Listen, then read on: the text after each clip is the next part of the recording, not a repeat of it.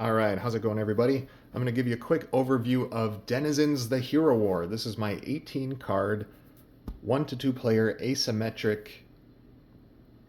card game.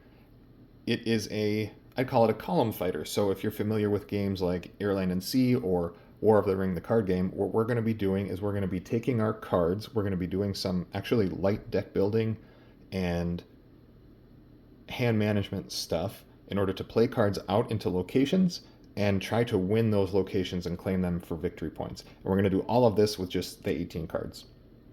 What you're going to get with the game is some reference cards. We'll ignore those for now. And the only other component is these little shards. These are used to track your strength so you don't have to add it up when you don't have to re-add things up when you're looking at who's going to win the theater, but I'll set those aside as well. The main event of the game are these 18 cards. So they have a common back, and then they have multi-use fronts. Every card is roughly the same in terms of the actual parts of the cards. So you're going to have there's the two factions. There's the Nolgador faction, they're the bad guys, and then the Riverwide faction, they are the good guys. The bad guys are red and the good guys are blue. But you'll see every single card has a Nolgador character and a Riverwide character. So the Riverwide Alliance character here is a commander. It has 4 attack, it has 0 defense, and it has a when played effect. You get to restore or recall 1. All those are keywords that will make sense once you dig into the game. But what we're going to be doing is we're each going to be playing cards from our hand every round and taking turns playing cards into the 2 active theaters. There's a primary theater and a secondary theater. The primary theater, whoever wins it, is going to claim it 4 points. You're going to claim either the lesser or the greater VP value depending on your margin of victory.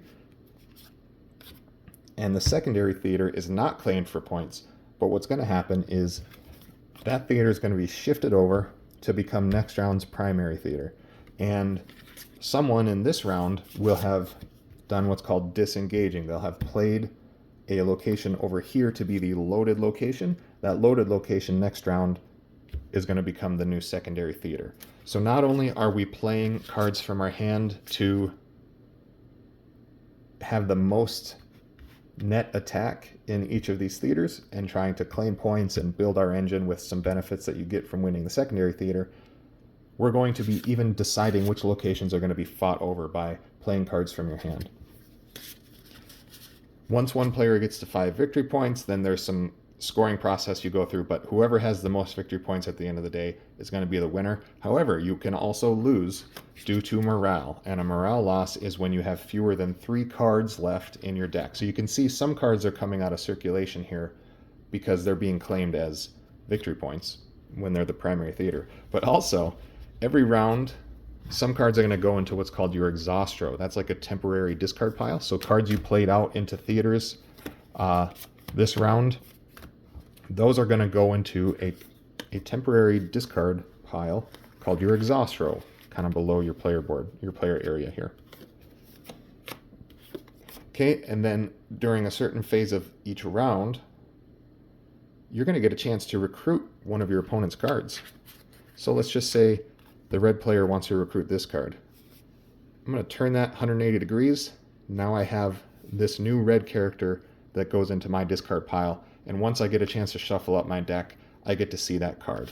What's cool about this is the starting halves of the cards are less powerful than the non-starting halves. And also, when you're recruiting cards from your opponent, there's some shenanigans that go on here with these card effects, and there's some synergies that can happen, and you can kind of build different combos based on what you recruit and how you're building out your deck. So it is a little game that frankly is quite complex, but I think very satisfying and has a lot of depth to explore and even allow some exploration in terms of the different strategies of each faction. For instance, the red player, the bad player, the bad team, they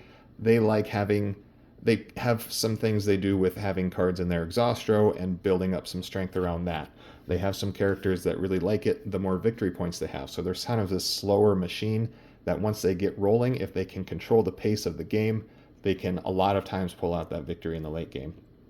The blue player is all about their leader actions. They have some restrictions on their cards and they have some powerful heroes, but many of their heroes have a leader action, which means only the last card that they played have this cool extra boost to their effect. Like this guy throws extra attack on whoever the leader is in the other theater. And so you really have to time it out of when is it time to play this card, when is it time to hold back, so that I can take advantage of these leader abilities, and how can I feint my opponent in order to try to get them to think I've played the last card that I'm going to play this round. So lots of moving parts to this one. I hope this looks compelling to you, and I hope you check out the game. Thanks.